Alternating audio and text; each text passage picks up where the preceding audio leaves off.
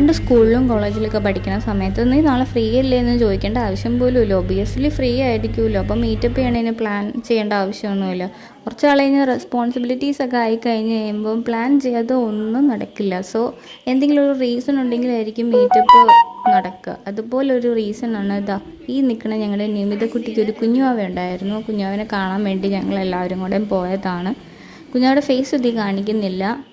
And അത് കഴിഞ്ഞ് കുറേ നാൾ കഴിഞ്ഞ് കണ്ട് അതിൻ്റെ ഗോസിപ്പടിയും ഫോട്ടോഷൂട്ടും റീലെടുക്കലും കുറേ സ്റ്റോറി ഇടലും ഒക്കെ കഴിഞ്ഞ് ഹാപ്പി ആയിട്ട് എൻ്റെ ഇത് പോകുന്നതിൻ്റെ ഇടയ്ക്ക് ഒരാൾക്കൊരു ഡൗട്ട്. ഇതാണ് ഞങ്ങളുടെ ശ്രീവിദ്യ. അവൾക്ക് ലിപ്സ്റ്റിക് ഷെയ്ഡിൻ്റെ ഒരു ക്യൂരിയോസിറ്റി വന്നപ്പോൾ അസി അത് തീർത്തു കൊടുത്തു. അതാണ് ഈ കാണുന്നത്.